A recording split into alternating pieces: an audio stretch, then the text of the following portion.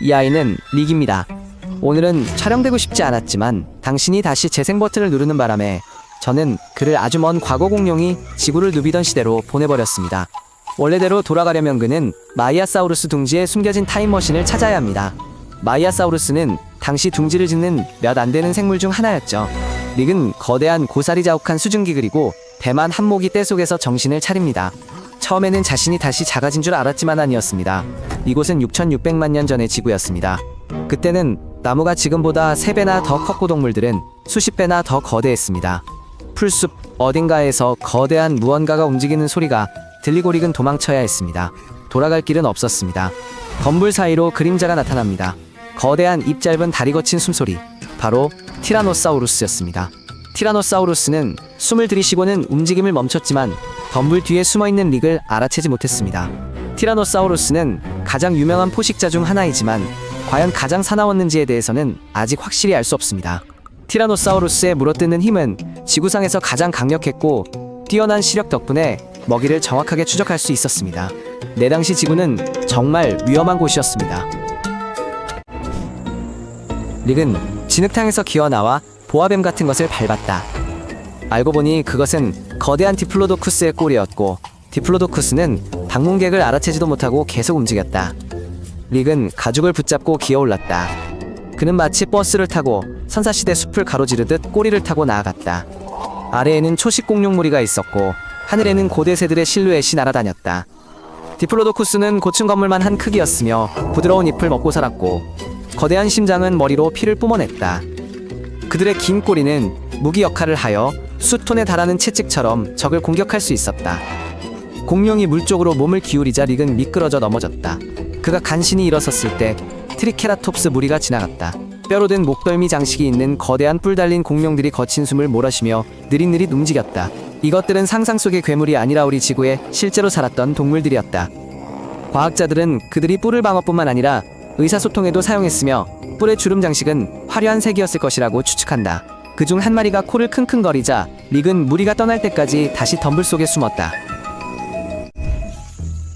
깃털 달린 2마리의 벨로시랩터가 나무에서 나타났다. 빠르고 날렵한 모습은 마치 살인마 타조 같았다. 움직임은 조직적이었고 발톱은 굽어 있었으며 시선은 강렬했다. 한 마리가 릭의 배낭을 움켜잡았지만 릭은 간신히 벗어났다. 릭은 도망쳐 나무 아래로 굴러떨어져 나무 구루터기 아래에 숨었다. 벨로시랩터는 거대하지는 않았지만 협동해서 사냥했고 매우 위험한 공룡이었다. 밤이 되자 릭은 휴식을 취하려고 모닥불을 피웠는데 작은 2발 달린 생물들이 불 옆으로 다가왔다. 이들은 콤프소그나투스였다. 날렵하고 이빨이 날카로우며 매우 집요했다. 한 마리는 신발 속으로 기어들어가고 다른 한 마리는 양말을 잡아당기며 먹이를 훔쳐먹었다. 과학자들은 이들의 위장에서 음식 찌꺼기를 발견했는데 이들은 백악기 시대에 살았던 아주 작은 생물이었다. 콤프소그나투스는 잡식성이었고 매우 지능이 높았다. 릭은 이들 때문에 아침까지 잠을 이루지 못하고 팔을 흔들었다. 동이 트기 시작할 무렵 그는 어떤 소리를 들었다. 익룡들이 하늘을 날아다니며 강으로 뛰어들어 물고기를 잡고 있습니다. 익룡은 흔히 공룡과 혼동되지만 사실은 날아다니는 파충류의 한 종류입니다. 익룡의 날개는 길쭉한 손가락 모양의 기관에 달린 막입니다. 가장 큰 익룡은 비행기만큼이나 큽니다. 익룡 한 마리가 너무 가까이 날아와 릭은 강한 바람에 휘청거리며 덤불 속으로 굴러떨어집니다. 그 위로는 여전히 익룡의 그림자가 맴돌고 있습니다.